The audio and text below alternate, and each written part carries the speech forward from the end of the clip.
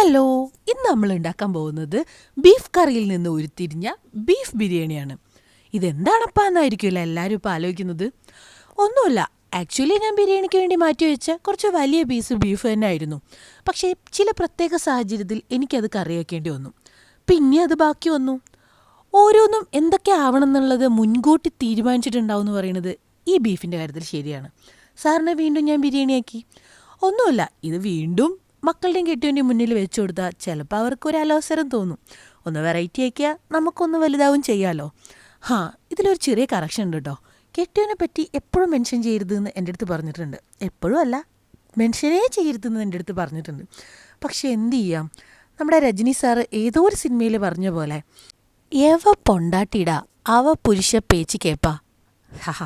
ഇത് ഞാൻ ഇത്ര ധൈര്യത്തിൽ പറയുന്നതേ എൻ്റെ വീഡിയോ എൻ്റെ കെട്ടിയവൻ കാണില്ല എന്ന് 100% ഉറപ്പുള്ളതുകൊണ്ടാണ്.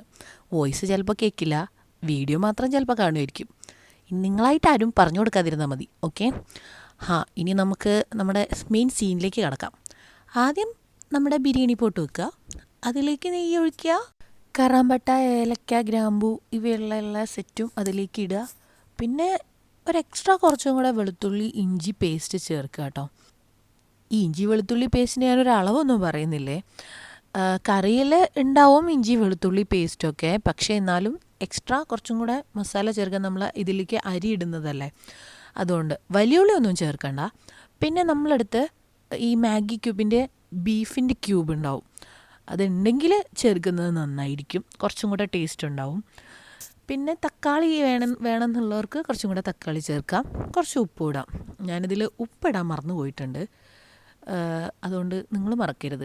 അപ്പം അങ്ങനെ ഉപ്പൊക്കെ ഇട്ട് നന്നായിട്ട് ഇങ്ങനെ വഴറ്റി കൊടുക്കുക. പിന്നെ ഗരം മസാല പൗഡർ അല്ലെങ്കിൽ ബിരിയാണി മസാല പൗഡർ ഉണ്ടല്ലോ, അതും ഇതിലേക്ക് നന്നായിട്ട് തൂവി കൊടുക്കുക. എന്നിട്ട് നന്നായിട്ട് ഓൾറെഡി ബീഫ് വെന്തോണ്ട് നമുക്ക് വലിയ പണിയൊന്നുമില്ല കേട്ടോ. അവിടെ ഒന്ന് ജസ്റ്റ് ഇങ്ങനെ ഒരു ഫ്രൈ ചെയ്തെടുക്കുന്നത് പോലെ നന്നായിട്ടൊന്ന് വഴറ്റി കൊടുത്താൽ മതി. ഒരു സമയവും ഇല്ലാത്തവർക്ക് എളുപ്പത്തിൽ ഉണ്ടാക്കാൻ പറ്റുന്ന ഒരു ഐറ്റം കേട്ടോ. ബീഫ് കറി ഉണ്ടെങ്കിൽ പെട്ടെന്ന് അങ്ങോട്ട് ഒരു ബിരിയാണി ആക്കാം. ഇനി ഇതിലേക്ക് വെള്ളം ഒഴിച്ചു കൊടുക്കണം, അരി വറ്റാൻ പാകത്തിനുള്ള വെള്ളം. ഞാൻ കുറച്ച് കുരുമുളക് പൊടിയും ആഡ് ചെയ്യുന്നുണ്ട് ഇതിലേക്ക്, നിങ്ങൾക്ക് ആവശ്യമുണ്ടെങ്കിൽ ആഡ് ചെയ്യാം കേട്ടോ. അങ്ങനെ ഒരു 2-3 കപ്പ് അരി എടുക്കുകയാണെങ്കിൽ, ഒരു 3 കപ്പ് അരിയാണെന്നുണ്ടെങ്കിൽ നിങ്ങളൊരു 6 കപ്പ് വെള്ളം ഒഴിക്കണം. 6ൽ കുറച്ച് ഒരു പൊടിക്ക് കൂടിയാലും കുഴപ്പമില്ല. എൻ്റെ കയ്യിലുള്ളത് നന്മയുടെ ജീരകശാലയാണ്. ഓരോ അരിക്കും ഓരോ ടൈപ്പായിരിക്കും വെള്ളം. നമ്മൾ ആദ്യമായിട്ട് ഒരു പുതിയ അരി നമ്മൾ പരിചയപ്പെടുകയാണെങ്കിൽ എപ്പോഴും നമ്മൾ അത് അരിയാണെങ്കിലും അരിപ്പൊടികളാണെങ്കിലും ഒക്കെ നമ്മൾ എന്തെങ്കിലും ഉണ്ടാക്കുകയാണെങ്കിൽ ആദ്യം നമ്മൾ കുറച്ച് ഒരു ഗ്ലാസ്സൊക്കെ വെച്ചിട്ട് ഒന്ന് പരീക്ഷിച്ച് നോക്കുക, എങ്കിലേ നമുക്കതിൻ്റെ അളവ് അറിയുള്ളൂ. എൻ്റെ വീഡിയോ കാണുന്ന ചിലർ ആദ്യമായിട്ട് കുക്കിംഗ് തുടങ്ങുന്നവരുണ്ട്, അവരോടാട്ടോ ഞാനീ പറയുന്നത്. അല്ലാതെ ഇതിനെക്കുറിച്ചൊക്കെ എല്ലാം അറിയുന്നവരടുത്ത് എൻ്റെ അടുത്ത് എന്തെങ്കിലും തെറ്റുണ്ടെങ്കിൽ നിങ്ങൾ കമൻറ്റ് ചെയ്യുക, എനിക്ക് പറഞ്ഞു തരിക ചെയ്യണേ. അതിനുശേഷം നമ്മുടെ വെള്ളം തിളയ്ക്കുമ്പോൾ അരി കഴുകി അതിലേക്ക് ഇടുക. വെള്ളം തിളയ്ക്കുമ്പോൾ വേണം ഇടാൻ. എന്നിട്ട് അത് ഒന്ന് അടച്ചു വെച്ചിട്ടും അരി ഇട്ടിട്ട് തിളച്ച് കഴിഞ്ഞാൽ ഒന്ന് ചെറിയ തീയിലിട്ട് വേവിക്കുക. ഇതുപോലെ.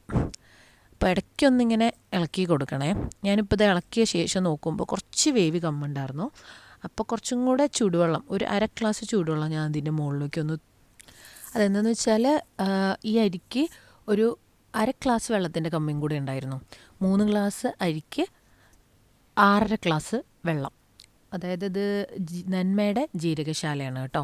ഇനി ആരെങ്കിലും നന്മയുടെ ജീരകശാല യൂസ് ചെയ്യണമെങ്കിൽ ഇങ്ങനെ ഒന്ന് ചെയ്ത് നോക്കും. അതിനുശേഷം നമ്മുടെ ബിരിയാണി സൂപ്പറായിട്ട് റെഡി ആയിട്ടുണ്ട്. ഇതൊരു തട്ടിക്കൂട്ട് ബിരിയാണി ആയതുകൊണ്ട് തന്നെ ഗാർണിഷിങ് സാധനങ്ങളൊന്നും ഞാൻ ഇട്ടിട്ടില്ല. ഇനി ഇതിലേക്ക് കുറച്ച് അച്ചാർ വെച്ച് തൈര് ഉണ്ടെങ്കിൽ സബാഷ്, നല്ല അടിപൊളി ബിരിയാണി റെഡി ആയിട്ടുണ്ട്. എൻ്റെ ബിരിയാണിയിൽ കുറച്ച് ഉപ്പ് കമ്മി ഉണ്ടായിരുന്നു, കാരണം ഞാൻ ഉപ്പിടാൻ മറന്നു പോയിട്ടുണ്ടായിരുന്നു. നിങ്ങൾ ഉപ്പിടാൻ മറക്കരുത് കേട്ടോ, അത്യാവശ്യത്തിന്. അപ്പോൾ ഇനി അടുത്ത വീഡിയോയിൽ കാണാം.